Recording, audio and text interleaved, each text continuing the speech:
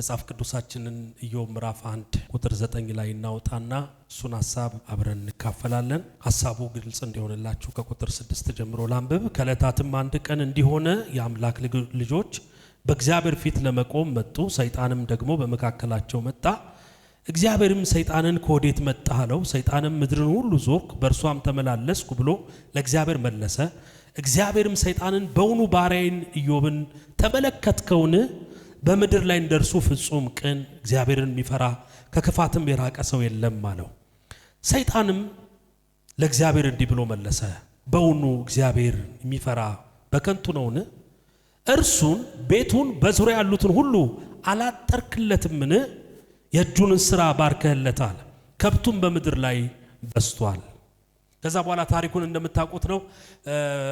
ቅጥሩን አነሳ ይለናልና እግዚአብሔር አምላክ በሰው ልጆች መካከል ያስቀመጠው ቅጥር ወይም ደግሞ አጥር ጥቂት ሐሳቦችን አብረን እናያለን። ሰው እንደምታውቁት የማይታይ አጥር አለ። ማንኛውም ሰው የማይታይ አጥር አለ። ለዚህ ነው ብዙ ቦታ እንደምታዩት ከሆነ ገብርኤል አንተ ተከተለኝ የሚል መኪና የምታዩት። ገብርኤል አንተ ተከተለኝ እና ቅጥር ይፈልጋል ሰው። መንፈሳዊ ቅጥር ይፈልጋል። እግዚአብሔር የሰው ልጆች ሲቀጥር ወይም ደግሞ የሰው ልጆችን ሲያጥር ሶስት ነገሮችን ያጥራል። የመጀመሪያው ራሱን ያጥረዋል፣ ሰውየውን ያጥረዋል። ስለዚህ የእግዚአብሔር አጥር ያስፈልገናል ወይም ደግሞ መለኮታዊ ቅጥር ያስፈልገናል ብለን ስንል ለራሳችን ነው እና ይህንን ደግሞ የምታገኙት እዚሁ የእግዚአብሔር ቃል ላይ ነው። ራሱ ቃሉ እንደዚህ ይላል፣ በውኑ ኢዮብ እግዚአብሔርን የሚፈራ በከንቱ ነውን አለና እሱን ይላል። ይሄንን ያወቀው ሰይጣን ነው። መንፈሳዊ አጥር ወይም ደግሞ መንፈሳዊ ቅጥር የሚታወቀው ለመንፈሳውያን ሰዎች ነው እና መንፈሳዊ ዓለም ውስጥ ላሉ ናቸው። እና ድንገት እግዚአብሔር አምላክ መላእክቶችን በሰው መካከል ያሉትን መላእክቶችን በሙሉ ሲሰበስብ ድንገት ሰይጣንም እዛ ስብሰባ ላይ ተገኘ። ሳይጠራ ተገኘና እግዚአብሔር አንድ ጥያቄ ጠየቀው። ለምን መጣ ሲለው እንደው በምድር መካከል ሁሉ ዞርኩኝ አለ። ሁሉም ለጥቅሙ ነው አንተን የሚፈልገው እና ባሪያዬን ኢዮብን ተመልክተዋል አለ። አዎ እንዴት አላየው? አንደኛ እሱን አጥረዋል አለ። አያችሁ፣ ይሄንን አጥር የሚያየው ማን ነው ማለት ነው? ሰይጣን። አንዳንዴ ለኛ የማይታዩ ዓለሞች ለእግዚአብሔርና ለመናፍስቱ ዓለም ይታያል። ለዚህ ነው አንዳንድ ጊዜ አንዳንድ አጋንንቶች ገና ስንነካቸው አቃጠልሽን የሚሉ ነን እንዴ? ሪሊ አሁን ስታየው አንተ አሁን የምታቃጥልህ አይደለም። ይሄ ትኩሳት ቢለካ 34 33 32 ምናምን መሰለኝ ካልተሳሳቱ ሲጨምር ያው ይታወቃል። ግን የኖርማል ግን ለሰይጣን እሳት ነን። አሜን። እስቲ ጮህና አሜን በሉ። በደ ቀኝ እጆቻችሁን አንሱና ማንም ባያየው በሉ። እስቲ ጠላቴ የሚያየው አጥር አለ በሉ። አሜን ነው ወይ? እስቲ ጮህና አሜን በሉ። በደ ይላችሁ የሚነቀንቃችሁ ጠላት የሆነ ቀዳዳ ፈልጎ ነው እንጂ አለ አጥር። ይሄ አጥር ሶስት ፓርታችንን ነው የሚከበው። ሶስት ክበቦች አሉት። አሁን አንዳንድ በር አሁን የዚህን ቸርች አጥር አይታችኋል፣ አንድ ብቻ ነው ያለው። ግን ደግሞ ምሳሌ የኢትዮጵያ ቤተ መንግስትን ብታዩ አምስት ነው በሩም 5 6 21ም 28ም ይላሉ። ግን ብቻ አጥሮች አሉት። አንድ ፍተሻ አልፈ፣ ሁለት ፍተሻ አልፈ ምናምን። ጴጥሮስ የታሰረበት እዚህ ይላችኋል አይደል? ወደ ከተማ የሚያወጣው ይላል አይደል? የመጨረሻው በር። ስለዚህ ከዛ በር በፊት አሉ ማለት ነው በሮች። እና እግዚአብሔር አምላክ የሰው ልጅ ሲያጥር የመጀመሪያ የሚያጥረው ሰውየውን የመጀመሪያ አንተን ወደ አንተ ምንም መምጣት አይችልም። ይህ አጥር ካለ ሰይጣን ወደ አንተ መምጣት አይችልም። ይህ አጥር ካለ አንተ ውስጥ መግባት አይችልም። አንዳንድ ሰዎች እንደዚህ ብለው ይላል፣ ለምንድን ነው ለአጋንንት ማጸልዩ ሲባል ቢገባብኝስ ይላል። አጥር አለ። አሜን ነው ወይ? እስቲ ጮህና አሜን ብሎ በዳ የፈለገ ዶሮ አይደለም የፈለገ ኤሌፋንት ወይም ደግሞ ዝሆን አምጥተው ለምን አንቺ ላይ አይጥሉ፣ አንቺ ውስጥ መግባት አይችልም። ቀኝ እጆቻችሁን አንሱና ጠላቴ ብሎ እስቲ የማያልፈው አጥር አለ ብሎ። ስለዚህ እግዚአብሔር ሲያጥረን ምናችንን ያጥራል? እኛን ያጥረናል። እኛ ማለት ምንድን? እኛ መንፈሳችንን፣ ነፍሳችንን፣ ስጋችንን፣ የኛ የሆነው ጤንነታችንን፣ የኛ የሆነው ማንነታችንን ይሄንን ያጥራል። ሁለተኛ እንግዲህ አንዳንድ ትምህርቶች ከራሱ ከሰይጣን ቋንቋ ይወጣሉ። ቀጥሎ ቤቱን ይላል። ምኑን? ቤቱ። የእግዚአብሔር አጥር ሁለተኛ ወደ ቤታችሁ ደግሞ ይመጣል። ቤት ሜሬጅ ነው። ቤት ልጆች ናቸው። ቤት ፋሚሊ ነው። ቤት የናንተና የናንተ የሆነ ነገር ነው።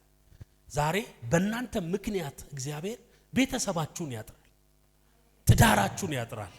አሜን ነው ወይ? እስቲ ጮና አሜን በሉ በደም። ባንቺ ጸሎት ተጠብቆ የሚኖር ስንት ሰው አለ? ባንቺ ኢየሱስ ተጋርዶ የሚኖር ስንት ሰው አለ?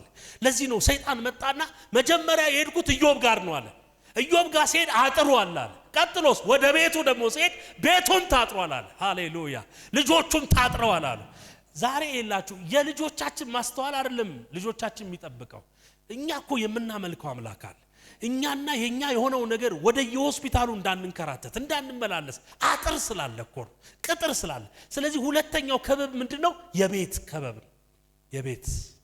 የቤት የመኖሪያ ቤት ይሆናል። አብረው ያለ ነገር ይጠበቃል እኮ። አንዳንድ ታክሲዎች እኮ ከናንተ የተነሳ ይጠበቃሉ። ከሹፌሩ አሪፍነት አይደለም እኮ ምን ደርሰው እግዚአብሔር እኛን ስለሚጠብቀን ዓላማ ስላለ። ለዚህ ነው ጳውሎስ ሲናገር በስብርባሪም እንኳን አለ። በምን? በስብርባሪ እንኳን መርከብ አይደለም መሪ አይደለም ስብርባሪ። አሁን ሰው በስብርባሪ እንዴት ወደ ዳር ይደርሳል? እግዚአብሔር አጥር ከሆነ። ለዚህ ነው ጳውሎስን እንደዚህ ያለው ከናንተ ማናችሁ ምን አትሉም አጠፉም፣ የማንም ነፍስ አይጎልም አለ። ሃሌሉያ! ዛሬ ነግራችኋለሁ እግዚአብሔር ቤታችሁን ይጋርዳል። እግዚአብሔር የናንተ የሆነውን ነገር ይጋርዳል። ቀኝ እጆቻችሁን አንሱና ቤቴ ተጋርዷል በሉ እስቲ። ላይ በሉ እስቲ። አጥር አለ በሉ። ቤቴ ላይ በሉ እስቲ። አጥር አለ በሉ። ሃሌሉያ! እስቲ ጮና አሜን በሉ በደም። የቤት አጥር ወዳጆች ሆይ በጣም ቀላል ነገር አይደለም። በጣም አስፈላጊ ነገር አስፈላጊ። ይህ አጥር ሲነሳ ነው የምታውቁት ቤታችሁ በጣም ከባድ እንደሆነ የምታውቁት። ባለፈው ተናግሬያለሁ። አንዳንዱን አጥር ገንዘብ ከቨር ያደርገውም ራሱ እግዚአብሔር ብቻ ካልሆነ በስተቀር። በአንዳንድ የሆስፒታል ደንበኛ ትሆናላችሁ አጥሩ ከተነሳ። ሰላቢ ቤታችሁ ላይ ይገባል አጥሩ ሲነሳ። የዘር ማንዘር መንፈስ እንደገና አክቲቭ መሆን ይጀምራል። ባይዘው ሰይጣን ብዙ ፕሮሰስ አያባክን። ታውቃላችሁ ጸጋ ሲጎለን መራራው ስር ይበቅላል። ብዙ አይጠበቅበትም። ከኛ የሆነ ቆሻሻ አምጥቶ መድፋት አይጠበቅበትም። አንድ ሰው ባክ ሲያደርግ ታውቃላችሁ ዘፈኑ ከየት እንደሚመጣለት አይታወቅም ነበረ ማለት ነው። ጸጋ ሸፍኖት ባክ ላረግነው እስቲ ሲጋራ እያዙን እናንተ አጥፍታችሁብኛል እስቲ አሳዩኝ ያለን ባክ ያረገ ሰው አይገጥሞኝ ያውቅ። ወዲያውኑ ባክ አያዙን ይችሉበት። ብርሌም ቢሆን አያዙ ይታወቅ። የድሮ ነገር በእጥፍ ነው የሚገባው። ለምን? መራራ ስር አለ። ግን ይሄ ጸጋ መራራውን ስር ምን ያደርገዋል? ይሸፍነዋል፣ ከበር ያደርገዋል። አያችሁ ከውስጥ ጠላትም ከውጭም ጠላት ነው ይሄ አጥር የሚጠብቀን። ሶስተኛ በዙሪያ ያሉትን ሁሉ አላጠርክለትምን አለ። ሶስተኛው ነገር ደግሞ በዙሪያችን ያሉ ሁሉ ይታጠራሉ። ይሄ አጥር ዋይድ ነው፣ ሰፊ ነው። በዙሪያችን ሁሉ ያሉ ምን ያደርጋሉ? ይታጠራሉ። ታውቃላችሁ አንድ የሚጸልይ ሰው ሰፈር ውስጥ ሲኖር ዙሪያ ሁሉ ይታጠራል። ዙሪያ ሁሉ በመንፈሳዊ ዓለም ቁጥጥር ውስጥ ይውላል። ክፉ መናፍስቶች አክቲቭሊ መንቀሳቀስ ያቆማሉ። እግዚአብሔር ዛሬ በዚህ ህይወት ይባርካችሁ፣ የአካባቢያችሁ ላይ ገዢ ያድርጋችሁ። እስቲ ጮና አሜን በሉ በደም። ቀኝ እጆቻችሁን አንሱና እግዚአብሔር በሉ እስቲ። በዙሪያዬ ሁሉ በሉ እስቲ አጥር አድርጓል በሉ እስቲ። እንዳንደነግጥበት በሌሊት ከእንቅልፍ እንዳንቀሰቀስበት አጓጉል ቦታ እንዳንሆን። በእኛ ምክንያት እግዚአብሔር የሚጠብቀው ሰው አለ። በእኛ ምክንያት እሳት አደጋን ይከላከላል። በእኛ ምክንያት ትንታን ይከላከላል። በእኛ ምክንያት አንዳንድ ጊዜ ፕሬዘንሳችሁ እግዚአብሔር አምላክ ከናንተ ጋር አብሮ ሲሆን የሚከለከሉ መናፍስቶች ልገላት ነበር ተያዝኩ ይባላል። የሆነ ነገር ላረግ ነበር ተያዝኩ ይባላል። አንቺም ደግሞ አትለቂውማ አምጥተሽ ትፈጫዋለሽ። ለምን? አጥር አለ አንቺ ላይ። ኢዮብ እላዩ ላይ ካለው አጥር የተነሳ ዙሪያ ሁሉ ይላል። ዙሪያው ማለት ዘመድ አዝማድ። አንዳንዶቻችን እግዚአብሔር አጥር ስላረገ እንጂ በቃ ጥቁር በጥቁር ነበር ምን ሆነ እንትናን ስንቀብር እንትናን አይለቅም። ደግሞ እኮ ታውቃላችሁ በአንዴ ነው የሚጨርሰው አጥሩ ሲነሳ። የኢዮብን ነገር ተመልከቱት። ይሄንን አጥር አንሳና ቼክ አድርገው አለ። ከዛ በኋላ ሶስት ነገሮች ሲፈርሱ ታያላችሁ። የመጀመሪያው የራሱ ሰውነት ቁስል በቁስል ሲሆን ታያላችሁ። ማከኪያ ጥፍሩ ስለሌለ ገላምጡልኝ አለ። ታውቃላችሁ መግል ነበር። አጥር እኮ ነው ታውቃላችሁ። ይሄ ስጋ ተጠብቆ እንዲሄድ እንዳይፈርስ ያደረገው አጥር። አንዳንድ ሰው ሰንስክሪን ይመስለዋል አጥር። ቀጥሎ ሚስቱ ካደችው፣ እግዚአብሔርን ስደብና ሙት አለችው፣ ቤቱ ፈረሰ። ሶስተኛ ዙሪያ ያሉት ሁሉ አግብተው የወጡ ልጆቹ፣ ከብቶቹ፣ ግመሎቹ በሙሉ አንድ ብቻ አንድ ለተራፊ እያስቀረ አንድ ለመልእክተኛ እያስቀረ በሙሉ ጨረሳቸው። ልጆቹ ሞቱ፣ ንብረቱ ተቃጠለ፣ እሳት ከሰማይ ወድቃ ይላል። የምስራቅ ንፋስ መጣ ይላል። እንዲህ አደረገ ይላል። እንደዚህ አደረገ። ያልመጣበት ችግር ምን አለ? እና አሁንስ የሚነቀንቀን ነገር እነዚህን ሶስቱን አይደለም? ዙሪያችንን እየነቀነቀን ነው። ዝም ካልነው ወደ ቤታችን ይመጣል፣ ዝም ካልነው ወደ ራሳችን ይመጣል። ዛሬ እነግራችኋለሁ፣ ቀዳዳው ሁሉ እንደፍናለን። ቀዳዳ ሁሉ ይደፈናል። እግዚአብሔር እናንተን በህይወታችሁ ላይ ሳያስፈቅድ ስፔሻሊ በአዲስ ኪዳን አጥር አይነሳም። እናንተ ግን በራሳችሁ አጥር ልታፈርሱ ትችላላችሁ።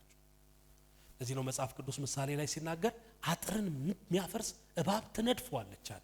የሚያፈርሰው አጥርን ሰይጣን አይደለም፣ እኛ ነን የምናፈርሰው። ባለፈው ሳምንት ላልነበራችሁ ሰዎች እንግዲህ እየቀላቀልኩ ነው የምናገር። ሰዎች በተለያየ ምክንያት አጥራቸውን ሊያፈርሱ ይችላል አይደል? የመጀመሪያው በቂምና በጥላቻ ብለናል። ቂም በጣም ከባድ ነው፣ አሲድ ነው። በቃ አውሎ ንፋስ በሉት። ቂመኛ ሰው እግዚአብሔር አያጥረው፣ በቃ ከአጥር ውጪ ይሆናል። ለምን? እግዚአብሔር እየጠበቃችሁ እናንተ በቂም ስትመላለሱ ያንን ፕሮቴክሽን ታጡታላችሁ። ሁለተኛው ስፒሪቹዋል ኦቶሪቲ ጋር በመጋጨት፣ ሶስተኛው በፍርሃትና በጥርጣሬ አጥር ሊፈርስ ይችላል ብለን ባለፈው ሳምንት አይተን ነበር። ምሳሌ 25:28 እስቲ እናውጣና ቅጥር እንደሌላት እንደፈረሰች ከተማ መንፈሱን የማይከለክል ሰው እንዲሁ ነው። ቅጥር እንደፈረሰባት ወይም ደግሞ ቅጥር እንደሌላት እንደፈረሰች ከተማ። በብሉይ ኪዳን ትልቅ ከተማ የሚባለው ትልቅ አጥር ያላት ከተማ ናት። ለምሳሌ ኢያሪኮን ተመልከቱ። ኢያሪኮ 7 ቀን በጮት የፈረሰችው ትልቅ አጥር ላይዋ ላይ ስለነበር ፈጽማ ተዘግታ ነበር ይላል። አየ ፈጽማ ተዘግታ ነበር ማለት ፕሮቴክት ተደርጋ ነበር ማለት ነው። ብዙ ጊዜ ከተሞች ውድ ነው የሚባሉት አጥራቸው ትልቅ ሲሆን እንጂ ወርቅ ላያቸው ላይ ሲሆን አይደለም። ለምን? አንዳንድ ሪሶርስ ጠላታችሁን ነው የሚያበዛው። ምንም ነገር ደግሞ ሳይኖራችሁ አጥር ደግሞ ሲኖራችሁ ጠላታችሁ ይቀንሳል። ስለዚህ ይኑርብኝ ብቻ ብላችሁ አይደለም መጸለይ ያለባችሁ፣ ያላችሁ ነገር ግን መጠበቅ አለበት። አንዳንድ ሰው ቅባት ይጠይቅና መንፈሱን ግን አይከለክልም፣ መንፈሱን አይጠብቅም፣ አጥር የለውም። ስለዚህ ያለ የሌለ መንፈስ ላዩ ላይ ይመጣል። አንዳንድ ሰው በመንፈስ ዓለም ብዙ ቦታ ይገባል። አይታችሁ ከሆነ ይገባል። በቃ በወሬ ቅባት ዓለም ይገባና የሆነን ሰው ይመታል፣ የሆነን ሰው ይናገራል፣ ዘማሪ ይናገራል፣ ምናምን ይናገራል። ከዛ ሲመጣ ያ ሪዋርድ አለው። ብዙ ሰዎች ለመናፍስት መጸለይ ለምን እንዳቆሙ ታውቃላችሁ? በጌታ በኢየሱስ ስም ብዬ ከተቃወምኩት በኋላ ይዞት የሚመጣውን ጣጣ አላቅም ይላል። አንድ ሰው አውቃለሁ፣ አጋንንት ያወጣ የነበረ በሽተኛ በእጁ ይፈወስ የነበረ ሰው ኮምፕሊትሊ እኔ ከዚህ በኋላ አንደኛ ሁለተኛ ሶስተኛ እያልኩ አገለግላለሁ እንጂ ልሳን አልናገርም፣ አልጸልይም፣ አጋንንት አላስወጣም ማለት። ምክንያቱም ለምን እንደሆነ ታውቃላችሁ? ቸርች ይመጣል፣ አጋንንት ያስወጣል። እቤት ሲመጣ ደግሞ ልጁን ሰይጣን ይቀጠቅጠዋል፣ ወይ ትራንስፖርት የሆነ ነገር ያደርጋል። የሆነ ሪቬንጅ ማለት ነው። ያንን ሪቬንጅ ሰው ፕሮቴክት የሚያደርግበት ጥበብ ከሌለው እንዲህ ነው የሚፈጠረው። አንዳንዴ በህይወት ያለፉ ሪቬንጆች እኔ ያመጣዋቸው አይደሉም፣ በመንፈሳዊ ዓለም ምክንያት የመጡ ናቸው። ግን ከአጥር የተነሳ ተጠብቀናል። ሾልኮም የገባው ደግሞ አልጎዳንም፣ ቢጎዳንም ተምረንበታል። የተማርንባቸው ብዙ ነገሮች አሉ። አንዳንዴ አጥራችን ዝቅ ይልና ከሜትር ከ50 በታች ሆነና አንዳንድ ነገሮች ተወርውሮ ይገባሉ።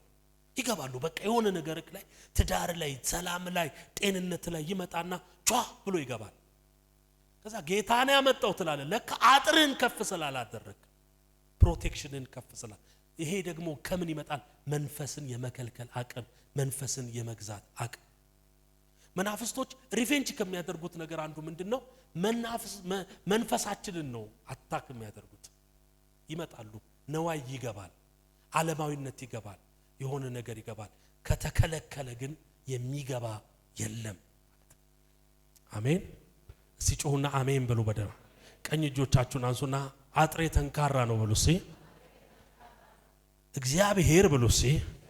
አጥር ሰርቶልኛል ብሉ። ቤቴ ተጠብቋል ብሉ። እኔ ተጠብቅ ያለው ብሉ። ዙሪያዬ ሁሉ ተጠብቋል ብሉ። ሕዝቅኤል ምዕራፍ 22 ቁጥር 30 ላይ ቅጥርን የሚጠግንን ምድሪቱንም እንዳላጠፋት በፈረሰበት በኩል በፊት የሚቆምላት ሰው በመካከላቸው ፈለኩ፣ ነገር ግን አላገኘውም።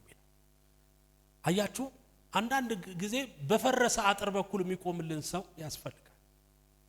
በፈረሰ አጥር በኩል የሚቆም ሰው ያስፈልጋል። እግዚአብሔር ምድሪቱን ላጠፋ ነበር አለ፣ ግን በፈረሰ በኩል የሚቆምላት በፈረሰው ቅጥር በኩል የሚቆምላትን ሰው አላገኘው።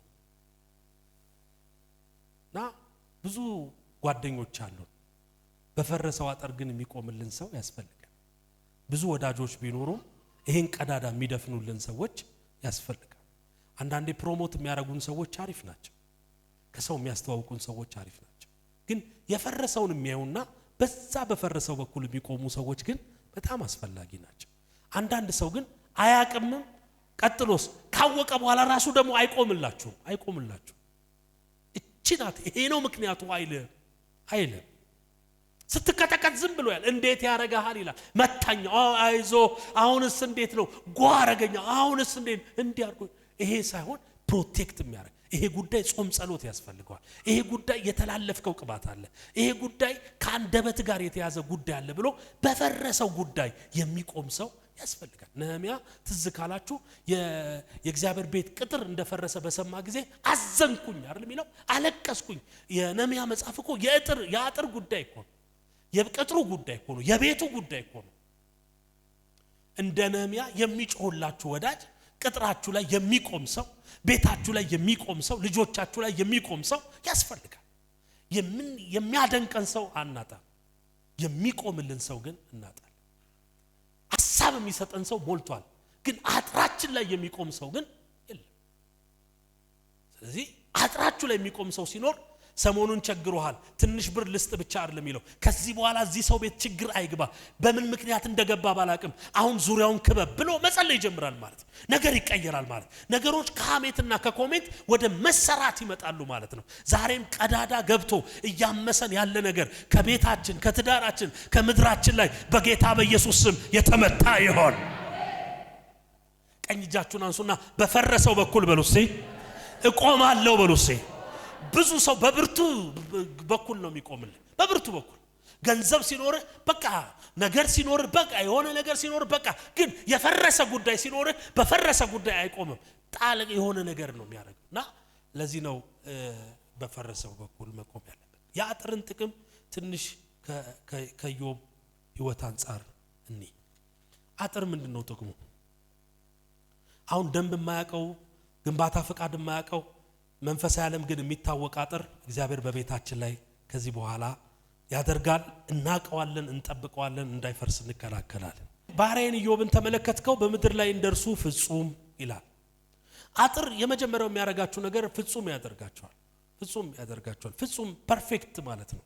ፐርፌክት የእናንተን የሆነን ገደብ ይገድብላችኋል። አጥር ፐርፌክት ያደርጋል። የራስን ገደብ እንድትከለክል ያደርጋል። አጥራችሁ ሲላላ መጀመሪያ ምንድነው የሚፈጠረው? የሚሆነውንም የማይሆነውንም ማሰብ ትጀምራላችሁ። የሰይጣኑንም የእግዚአብሔርን ማሰብ እኔ አጥሬ ሲፈርስ አውቃለሁ። የሆነ ነገር ማሰብ ጀምራለሁ። 7 ነገር ማሰብ ጀምራለሁ። አጥሬ ደግሞ ፕሮቴክት ሲደረግ መንፈሳዊው ነገር ብቻ አስባለሁ። እያዩዋችሁ መጸለይ ጀምራሉ። እያዩዋችሁ ወሆነ ዓለም ውስጥ ገባሉ። እያዩዋችሁ ይሄኛው ሐሳብ እየተነሳ ሌላኛው ሐሳብ ሜዲቴት ማረጋው ነገር ይበዛል። አጥሩ ደግሞ ሲላላ ሰይጣን የሚወረውረው ነገር ይበዛል። እናንተ ጋር የሚወረውረው ሎተሪ ቢደርስስ ብለህ ታስባለህ። የጸሎት ሰዓት እኮ ነው። ልክ ልትንበረከክ ስትይ ያልታጠበ ልብስ ያሳይሻል። ለምን? አጥር የለማ። ማንም ነገር አምጥቶ ምንም ነገር ማስቀመጥ ይችላል፣ አጥር ስለሌለ። ቀጥሎ እሱ ብቻ አይደለም፣ ውድ ነገራችሁን ሰይጣን በርካሽ ነገር ይቀይረዋል፣ አጥር ስለሌለ። ውድ ነገራችሁ ለምሳሌ ውድ ቸርች ተባርካችሁ መንፈሳዊ ዓለም ተስተካክሎላችሁ ልክ ወደ ቤት ስትሄዱ የሆነ ውድ ነገራችሁ እሱ ስለሆነ የሆነች ምክንያት ትመጣና ጡል ታደርጋችኋለች። ከዛ ሐሳባችሁ ወደ ሌላ ነገር ይሄዳል። እግዚአብሔር ባሪያዬን ኢዮብን አየው ያለው እግዚአብሔር ያደረገለትን አጥር ስለሚያውቅ ነው። የአጥር ፍጹም እንዲሆን ረድቶታል። ዛሬም እነግራችኋለሁ በሐሳብ ፍጽምና፣ በአመለካከት ፍጽምና፣ በህይወት ፍጽምና እግዚአብሔር አምላክ ከአጥሩ የተነሳ አድርጓል። ይሄ አጥር ድጋሜ ይሰራል። ቀኝ እጆቻችሁን አንሱና እኔ በሉ ባካችሁ ተራ ሰው አይደለሁም በሉ። አሜን ነው ወይ? አጥራችሁ ማንነታችሁን ይወስናል። ታውቃላችሁ ድሮ ማለት መጽሐፍ ቅዱስ በተጻፈበትም ጊዜ ኢያሪኮ የተሰራችው በግንብ አጥር ነበር። እኔም ደግሞ ባደኩበት ጊዜ የግንብ አጥር ያለው ሰው ሀብታም ነው ይባላል ነው። እኔ ጋር ብቻ ነው አይደል እንዴ? በቃ ምክንያቱም አጥር እንትን አይደለም፣ ይሄ ሲሪየስ ጉዳይ ስለሆነ ማለት ነው። ሲሪየስ ጉዳይ ስለሆነ ብዙ ሰው ከአጥሩ በላይ ብዙ ነገር አጥር ያስከብራችኋል። እናንተ የሀብት መገለጫ ነው አጥር። እና ማንነታችሁ ላይ ኢንቨስት የምታረጉት ጉዳይ ወሳኝ ነው።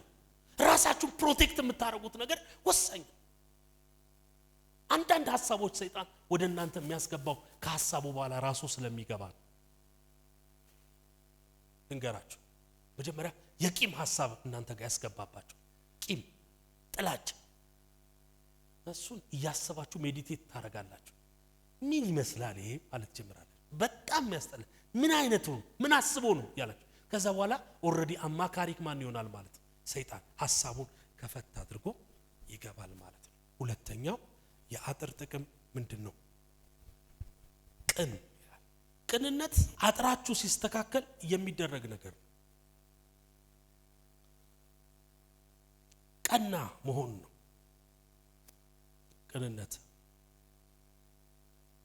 የአንድ ዘር ምልክት ነው ቅንነት። ፖዚቲቭ ቲንኪንግ ነው ቅንነት። ስትደባለቁ ቅንነታችሁ እየጠፋ ይመጣል። አጥራችሁ እየተጠበቀ ሲመጣ ቀና እየሆናችሁ ትመጣላችሁ። የሰይጣንንም የእግዚአብሔርንም አታስቡ። ትዝ ይላችኋል። ሂድ አለው አንተ ሰይጣን የሰውን እንጂ የእግዚአብሔርን ምን አትልም ማለት አታውቅም ማለት ቀና ባይሆንስ ብላችሁ አታስቡ። ሶስተኛ እግዚአብሔርን የሚፈራ ነው አለ። ሃሌሉያ። በእግዚአብሔር ፕሬዘንስ ስትሆን ፍራው ተብለህ አትፈራው። ኦሬዲ የፍርሃት አትሞስፌር አንተ ላይ አለ። ታስታውቃል፣ ድባቡ ያስታውቃል። የምትፈራው አባት አለ። ለምን? ተከልለ ስለሆነ ያለው፣ ተከልለ ተገድበ ስለሆነ ያለው። እኔ ዛሬ በዚህ በረከት ልባርካችሁ። የትኛውም የሚያስፈራራ ነገር ከእግዚአብሔር ውጪ የምትፈሩት ጉዳይ አይኑራችሁ። ከአጥሩ የተነሳ እግዚአብሔር መፍራት መለማመድ ይሆንልን። እስቲ ጮና አሜን በሉ በደም። ታውቃላችሁ ያ አንድ ታሳሪ ለታሰረበት ለዛ ነገር ፈሪ ነው የሚሆን። ከዛ አጥር አይወጣም። ከዛ ልብስ ውጪ አይለብስም። ከዛ ጧት ማታ በዛ ጉዳይ የተያዘ ነው። ኢዮብን አየሁ አለው። እንዴት እኔን እንደሚፈራ አለው። እንዴት እኔን ይፈራ? እንዴት አይፈራም አለው። አጥር እኮ አድርገህለታል አለ። እንዴት አይፈራልም አለ። አየህ፣ ፕሮቴክት ተደርጓል። ከዛ ዴንጀር ውጪ አይወጣም። መንፈሳዊ ዓለሙ የተጠበቀ ነው ማለት ነው። ምናልባት በዚህ ዘመን የሚታዩ ድፍረቶች አጥር አልባ መሆን አይመስላችሁ? አጥር አልባ መሆን አይመስላችሁ? እንደፈለገ መናገር፣ እንደፈለገ ማውራት፣ እንደፈለገ ኮሜንት መስጠት። ታውቃላችሁ በዚህ ጊዜ ሰው ይሰማል እኮ። ምንም ብታወሩ የሚሰማው ሰው አለ። አሁን ዝም ብለህ አሁን ቲክቶክ ግባ፣ ላይቭ ግባና አሁን የሚሰማ ሰው አለ። ምንም ብታወራ የሚሰማ ሰው አለ። 666 ነው ማመልከው ያለ ሰው ቁጭ ብሎ ይሰማል። 40 ሰው 50 ሰው ይሰማል። ተገኘ ተብሎ አይወራም። አጥር ሲኖር ፈሪ ትሆናላችሁ፣ ቁጥብ ትሆናላችሁ፣ ውስጥ ትሆናላችሁ፣ ስግብግብ አትሉ፣ ለዓለም ነገር የተገዛ አትሆኑ፣ ለእግዚአብሔር ነገር የተሰጠ ትሆናላችሁ። በዚህ በረከት ልባርካችሁ። እግዚአብሔር የፈረሰው አጥር ከዛሬም ከዚህም በኋላ በሕይወታችን ይስራልን። መንፈሳዊ አጥራችን ይሰራልን። እግዚአብሔርን መፍራት በሕይወታችን መለማመድ ይሆንልን።